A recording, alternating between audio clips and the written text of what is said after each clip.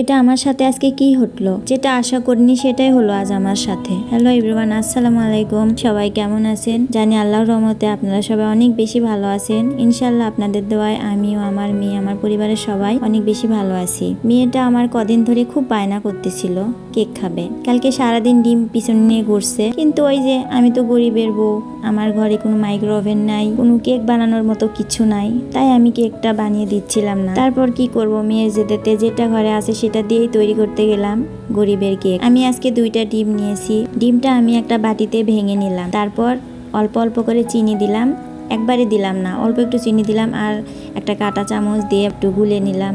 আবার 3বারে আমি চিনিটা দিয়ে নিলাম। চিনিটা দেওয়ার পরে খুব জোরে জোরে আমি কাঁটা চামচ দিয়ে একটা ফোম তৈরি করার চেষ্টা করলাম, কিন্তু আসলে কাঁটা চামচ দিয়ে ফোম করতে অনেক কষ্ট হয়, হাতটা লেগে যাচ্ছিল। আমি খুব কষ্ট করে কাজটা করলাম, যতদূর পারছি ততদূর চেষ্টা করছি। তারপরে আমি চিনি যখন গুলে গেল তখন আমি তার ভিতরে সয়াবিন তেল দিলাম পরিমাণ মতো, খুব বেশি না। তারপরে একটু 1 চিমটি লবণ দিলাম, দিয়ে আবার একটু ফেটে নিলাম। এরপরে আমি একটা আটা চালনিতে করে 1 চামচ বেকিং পাউডার ও আটা দিলাম পরিমাণ মতো, অল্প করে দিয়ে যা লাগবে আমি সেভাবে একটু শক্ত টাইপের, খুব বেশি নরম না আবার খুব বেশি ঘন না, একটা ব্যাটার তৈরি করে নিলাম। আর এর মধ্যে আমি একটু ফ্লেভারের জন্য, আমার ঘরে কমলা ছিল, হাত দিয়ে আমি কমলার 2 চামচের মতো রস করে নিয়েছি, সেটা দিয়ে নিলাম। আজকে আমি কোনো দুধ দেইনি কেকে। দেওয়ার পরে একটা সিলভারের টিফিন বক্সে আমি একটু তেল মেখে নিয়ে কাগজ দিয়ে নিলাম। তারপরে আমি আমার ব্যাটারটা ওখানে ঢেলে দিয়ে একটা বড় একটা বিরিয়ানির পাতিল গ্যাসের চুলার উপরে দিয়ে তার ভিতরে একটা স্ট্যান্ড দিলাম,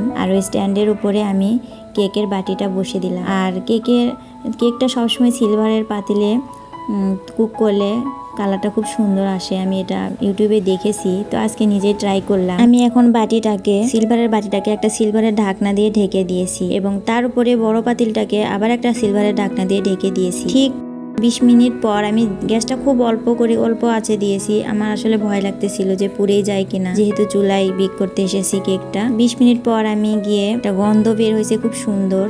এরপরে গিয়ে রান্নাঘরে আসলে সন্ধ্যা হয়ে গেছে, তাই আলোটা ছিল না, ওই জন্য আমি পাতিলটা রুমে নিয়ে আসছি। নিয়ে আসার পরে আমি একটা কাঠি দিয়ে এটা চেক করে নিচ্ছিলাম, তো ভিতরে একদম শুকনা ছিল, কোনো কাঁচা ছিল না। তারপরে আমি একটু ঠান্ডা করার জন্য রেখে দিই। ঠান্ডা হওয়ার পর আমি কেকটা খুলে নিলাম। দেখেন কত সুন্দর মাশাআল্লাহ কালার এসেছে। আসলে এটা আমার সাথে আজকে প্রথম হলো। এর আগে আমি অনেকবার কেক বানানোর চেষ্টা করেছি গ্যাসের চুলায়, কিন্তু কখনো পারফেক্ট হয়নি। একটা না একটা ভুল আমার দ্বারা হয়ে গেছে, হয় কেক পুড়ে গেছে, নয়তো পুরোপুরি নরম সফট হয়নি। মাশাআল্লাহ এবার আমার কেকটা অনেক বেশি ভালো হয়েছে, আর কমলার রস দেওয়ার জন্য অনেক বেশি মজা ছিল, গন্ধটা অনেক বেশি সুন্দর ছিল। আপনারা যাদের বাসায় মাইক্রো ওভেন নেই তারা এইভাবে গ্যাসের চুলায় কেক বেক করতে পারেন, নিজে খাবেন, বাচ্চারা খাবে স্বাস্থ্যসম্মত কেক। আসলে এখনকার বাচ্চারা সবাই কেক অনেক বেশি পছন্দ করে। আজকে আর কথা বাড়াবো না, অনেক বক বক করলাম, আর কেকটা আমার বানানো হয়ে গেছে, এভাবে কাটাও হয়ে গেল। এখন আমার বাচ্চারা খুব মজা করে কেক খাচ্ছে, আর দেখেন কতটা নরম তুলতুলে সফট হয়েছে। অবশ্যই ভিডিওটি ভালো লাগলে